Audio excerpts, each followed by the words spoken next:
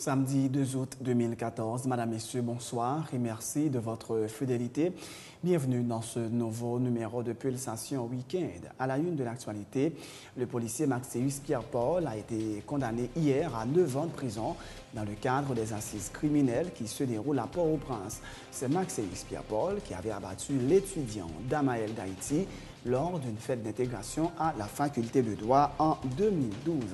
Le policier, qui a bénéficié de circonstances atténuantes et de la loi de l'Espinasse, va passer 7 ans en détention puisqu'il a déjà passé 2 ans en prison. Le ministre de la Justice, Maître Jean-Rodel Sanon, banalise la mise sur pied d'un comité de mobilisation pour la libération des prisonniers politiques. Maître Jean-Rodel Sanon assure qu'il n'y a aucun prisonnier d'opinion dans le pays. Ce thème, a-t-il dit, n'existe que dans l'imagination de ceux qui l'utilisent. Le ministère de l'Éducation nationale a publié les résultats des examens officiels pour la 6e et la 9e année fondamentale pour les départements du Nord, du Nord-Ouest, des Nippes et de la Grand'Anse. Ces 4 départements affichent un taux de réussite qui tourne autour de 70%. Le bilan du Carnaval des Fleurs communiqué par la police nationale, 2 morts et 756 blessés. Une vingtaine de personnes ont été interpellées, notamment pour possession d'armes tranchantes ou blanches, usage de stupéfiants, détention illégale d'armes à feu, tentative de cambriolage et voie de fait. Madame, Messieurs, restez branchés pour le développement de ces titres et de bien d'autres.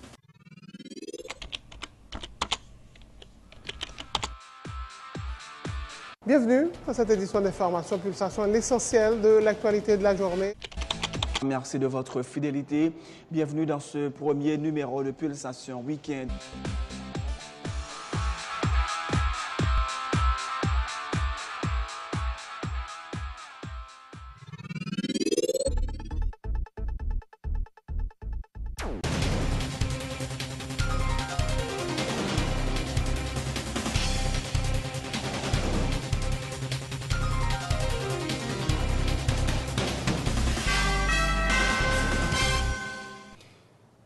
Bienvenue dans le développement du journal. Le policier Maxéus Pierre-Paul, qui avait abattu l'étudiant Damael d'Haïti lors d'une fête d'intégration à la faculté de droit en 2012, a été condamné à 9 ans de prison dans le cadre des assises criminelles avec et sans assistance de jury qui se déroulent dans la juridiction de Port-au-Prince depuis le 15 juillet dernier.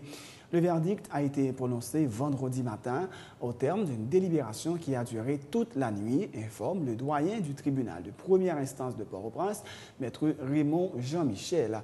Il fait savoir que le policier, qui bénéficie de circonstances atténuantes et de la loi de l'Espinasse, va passer 7 ans en détention puisqu'il a déjà passé 2 ans en prison. Depuis session criminelle, avec assistance des jurys, ça a commencé. Tout cas qui était programmé, il a passé. Avec jury, il a passé, mais il a toujours arrivé à 2h du matin, parfois 3h du matin. Mais pour le dossier d'Amael d'Haïti, pour dire ça fin matin, à 9h moins quart. Fini à 9h moins quart. Et accusé, c'est Maxéus Pierre-Paul. Le jury a sorti une chambre de libération. Il est condamné à 9 ans d'emprisonnement parce qu'il y a une politique comme ça atténuante, donc la loi d'Espinasse est en faveur.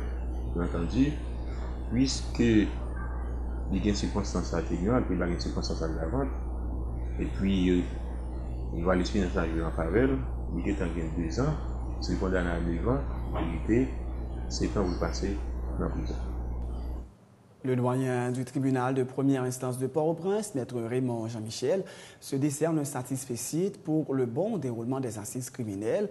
Environ une quarantaine d'audiences ont déjà été organisées, a-t-il affirmé, annonçant toutefois que la date du 8 août initialement prévue pour la clôture de cette session devrait être prolongée. Il plaide en faveur de la poursuite du dialogue entre l'ANAMA, le CSPJ et le ministère de la Justice en vue de parvenir à une solution négociée dans l'intérêt de la démocratie. Nous avons une période criminelle avec et sans assistance du jury qui démarrait depuis mardi 15 juillet qui sont passés. En dépit des mots de grève avec du travail, l'Association nationale magistrat lancée, nous conformons avec la réalité Mais session criminelle là, jusqu'à présent, on est capable de dire nous-mêmes satisfaits. Nous étions sur 36 audiences pendant nos commencé. Nous n'avons pas fait bilan du nombre de condamnés, ni du nombre de monde qui est libéré. Mais nous connaissons, nous avons 36 audiences. De ce côté, nous avons parlé aujourd'hui là, nous avons encore 6 audiences. Nous allons passer le nombre là à 42 audiences. Et depuis nous avons commencé avec la session criminelle là. Dans le premier temps, nous avons prévoir volonté finir avec le 8 août. Mais tendance à demander pour nous avancer avec. Donc, autant que faire se peut, n'a pas avancé, et puis, au moment opportun, n'a pas travaillé avec eux. C'est combien de dossiers parce que Et nous avons gagné 200 dossiers, 181 sans assistance de jury et 19 avec assistance de jury. Donc, au total de 200 dossiers. Entendu, ANAMA, c'est une association de magistrats. Et les revendications, elles concernent les magistrats, elles concernent l'exécutif et elles concernent CSPJ. Il y a plusieurs chitas parlés qui fait en trois entités ça. Et on a toujours encouragé que l'exécutif là, que le CSPJ, que le ANAMA, pour continuer chita ensemble, pour parler. Et pendant qu'on parler, il y a sorti quand même avec une solution négociée qui peut-être pas satisfaire ANAMA à 100%, l'exécutif là à 100% et CSPJ à 100%, mais la démocratie a satisfait lui à 100%. Le ministre de la Justice et de la Sécurité publique, Maître Jean-Rodel Sanon, banalise la mise sur pied d'un comité de mobilisation pour la libération des prisonniers politiques. Le garde des Sceaux de la République assure qu'il n'y a aucun prisonnier d'opinion dans le pays. Ce terme n'existe que dans l'imagination de ceux qui l'utilisent, a-t-il ajouté. Alors que les membres du dit comité projettent de manifester devant le ministère de la Justice ainsi que devant la maison du ministre Sanon pour exiger la libération des prisonniers politiques. Il affirme reconnaître le droit de tout groupe de citoyens de manifester pourvu que cela se passe dans le respect des lois. Maître Sanon a aussi indiqué que l'accord d'El Rancho ne l'autorise pas à se substituer à la justice pour faire libérer un prisonnier. À ma connaissance, en tant que ministre de la Justice et de la Sécurité publique, à faire prisonniers politiques là, c'est un leurre. Moi, c'est son bail qui existait dans l'imagination de son auteur. Moi-même, je ne suis pas prisonnier politique. Si on en fait vagabondage, on peut caser machine de monde, si on tue le monde, c'est en bas code. C'est dans la prison bouillée, dossier au passé dans le parquet, vous recevez des institutions. Là, vous ne pouvez pas venir parler de prisonniers politiques. Ça veut dire c'est la foutaise. Quand il y a un parlé pour faire sitting, un grand monde dit là, si il doit faire 366 jours à faire sitting, ça fait que le concerne. C'est normal, il faut que les gens qui faire sitting, il faut que les gens qui puissent travailler. On monde qui doit vivre ici, chita devant le ministère de la Justice, depuis le fait dans le respect des lois de la République. Depuis que n'a pas vidi, Jean-Paul Vini, la besoin de sa vérité.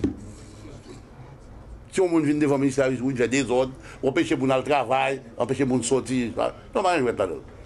Je suis le ministre de la Justice et de la Sécurité publique. Mission, et je ne faillirai pas à ma mission. Après ça, pour la c'était blague, après c'était fable. La Fontaine, c'est normal. Il y a des gens qui remettent la Fontaine, qui pensaient qu'on a appris écrit les fables de la Fontaine à leur manière. Donc, ils ont appris écrit. On a un grand monde, nous fait citer aux gens l'idée. Bouche pour vous parler. Ils ont tellement parlé ou déparlé. Mais moi, je dis, tout doit se faire dans le respect de l'ordre et de la discipline. Et surtout, en référence aux lois en vigueur de la République. Même si on a une disposition qui peut exécuter en référence à l'accord des radios, cette disposition doit être exécutée dans le respect des lois de la République. Je suis le ministre de la Justice, et je l'ai dit tantôt, je ne suis pas la justice. L'institution, il faut laisser aux institutions de ce pays la chance de jouer leur rôle. Le ministère de l'Éducation nationale et de la formation professionnelle a publié vendredi les résultats des examens officiels pour la 6e et la 9e année fondamentale pour les départements du Nord, du Nord-Ouest, des Nippes et de la Grand'Anse. Le département des NIP affiche un taux de réussite de 75% en 6e année fondamentale et 68% en 9e année fondamentale. Au niveau de la grandance, 76% des candidats de la 6e année fondamentale ont réussi, 71% sont admis en 9e année fondamentale. Pour ce qui est du département du Nord, les taux de réussite sont de 71 et 70% pour la 6e et la 9e année respectivement. Enfin, le département du Nord-Ouest affiche des taux de réussite de 75 et 58% respectivement en 6e et en 9e année fondamentale. Le Bureau de normalisation du ministère du Commerce et de l'Industrie a organisé vendredi une séance de formation et de sensibilisation sur les infrastructures de qualité à l'intention de plusieurs journalistes. Une initiative visant à permettre aux travailleurs de la presse de s'enquérir du processus de normalisation tant au niveau national qu'international et de mieux comprendre les normes commerciaux selon la directrice du Bureau de normalisation, Michel Poltre. Les journalistes ayant pris part à cette activité pourront mieux informer leur public sur la façon d'identifier les produits ne répondant pas aux normes de qualité à tel indiqué. L'objectif que nous poursuivons en organisant cet atelier, c'est de fournir des informations aux journalistes sur l'infrastructure de la qualité, sur ce qui se fait actuellement dans le pays pour renforcer cette infrastructure, puisque c'est une infrastructure que le ministère du Commerce et de l'Industrie et qui a reconnu partout dans le monde comme un outil de développement. Comme je l'ai dit dans mes propos d'introduction, les normes, la normalisation et toutes les activités connexes à la normalisation sont actuellement partout dans le monde, dans les économies modernes, considérées comme des outils pour développer le commerce et l'industrie, mais aussi pour garantir la sécurité, la santé des consommateurs. Lorsque vous parlez de culture de qualité, à quoi est-ce que vous faites référence? Donc, je fais référence, par exemple, aux actions qui sont entreprises par les entreprises, dans les entreprises, pour assurer la qualité de leurs produits, que ce soit des entreprises de services ou bien de biens, vous voyez. Je me réfère également à l'attitude des consommateurs, le comportement des consommateurs face à la consommation des produits, par exemple, quand ils font des achats, comment ils se comportent lors de leurs achats, parce que eux aussi, ils peuvent veiller à ce que les biens qu'ils acquièrent soient de qualité également.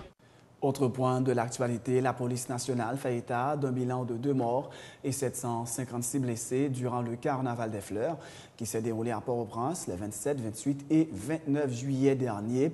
Une vingtaine de personnes ont été interpellées, notamment pour possession d'armes tranchantes ou blanches, usage de stupéfiants, détention illégale d'armes à feu, tentative de cambriolage et voie de fait, informe le porte-parole de la PNH, Gary Desrosiers. Ce sont environ 6 000 policiers qui étaient mobilisés pour assurer la sécurité sur le parcours du carnaval.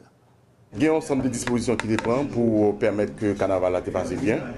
Nous avons rappelé qu'il y a plus de 6 000 policiers qui étaient mobilisés pour permettre que tout le monde prenne plaisir, également pour nous prendre en charge la sécurisation et foule là. Mais malheureusement au niveau commandement et commandant-chef de la police là, spécialement, il dit qu'il n'est pas satisfait parce qu'il souhaitait un carnaval pour qu'il n'y ait pas de gens blessés, de gens qui mourent ou bien de gens qui ont un problème de malaise physique. Il y a 756 personnes que nous avons enregistrées qui sont victimes. C'est blessés à l'arme blanche, blessés par balle. On a noté que c'est 2 personnes que nous avons recensées qui sont blessées par balle. Il y a 2 personnes, 2 jeunes, malheureusement, qui perdent la vie. Et deuxième jour carnaval là, une a 18 ans, l'autre en a vingtaine, c'est suite à coup de couteau que vous prend. Et ça qui a 18 ans pour un coup de couteau à lui-même au niveau Rex. Et puis dans le reste de Maslan, et une qui est en vingtaine, pour un coup de couteau, il est à mourir à l'hôpital, malheureusement. Gagné 18 arrestations qui faites.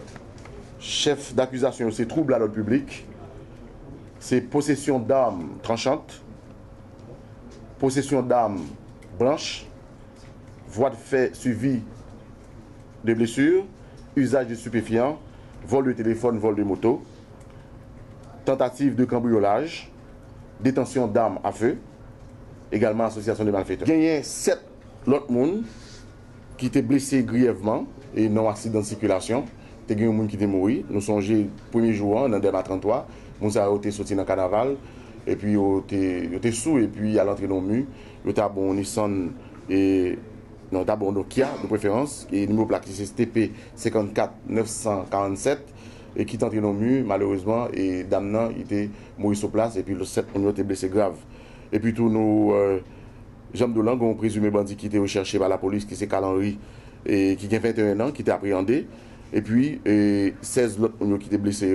Et puis il y a un accident qui était recensé tout au niveau bicentenaire, et qui était impliqué dans une machine CNE. Le porte-parole de la PNH informe que l'inspection générale de la police nationale d'Haïti s'apprête à sanctionner les agents qui se sont rendus coupables de brutalité policière sur le parcours du Carnaval des Fleurs. Des membres de l'inspection générale étaient au Champ de Mars en vue notamment de veiller à la bonne conduite des agents selon Gary Desrosiers. L'inspection générale va également sanctionner les agents qui avaient ignoré l'interdiction de circuler avec leurs armes de service sur le parcours du carnaval alors qu'ils ne portaient pas d'uniforme et n'étaient pas concernés par la sécurité du carnaval. L'inspection générale lui-même pratiquement était présent au niveau Champ de Mars pour qu'elle était capable de veiller à comportement policier. Mais qu'il y ait des sanctions justement pour qu'elle prenne, parce qu'il y a des policiers qui étaient en civil, qui étaient armés, côté qui ont saisi les armes. Et pour le moment, il y a une enquête qui est ouverte au niveau de l'inspection générale pour qu'on connaisse exactement à quel objectif que nous avons venu dans le carnaval. Nous avons noté que, là nous dit que les gens qui gagnent permis de port d'armes, pas qu'à circuler dans l'air du Champ de Mars également, côté parcours la fête là, ainsi que les policiers qui sont en civil, c'est pas parce que au commandement venu, mais c'est parce que tout simplement ils veulent pour une sécurité. Parce que les armes qui sont dans le monde là, on bandit qui doit well sous et puis qu'on y a là pour le prendre le tuer et puis pour le chaper, il est obligé de mettre toute vie population en danger. C'est une raison de prendre disposition de ça. Mais au niveau de l'inspection générale, et comme porte-parole de l'inspection générale des banques conférencières, il y a des mesures justement qu'elle prend contre de policiers qui identifiés qui ont fait abus dans le carnaval là. Et nous plaignons de ça, nous prenons ça en compte, mais c'est ça fait me dire certains policiers, moi pas dit la police, parce que l'institution policière c'est la police là, et certains policiers c'est personnel policier qui eux-mêmes est souvent capable de faire des erreurs, mais au niveau institutionnel, on ne peut pas tolérer ce type de comportement. C'est la fin de ce journal. Merci de l'avoir suivi. Bonne suite de programme sur Télé Pluriel.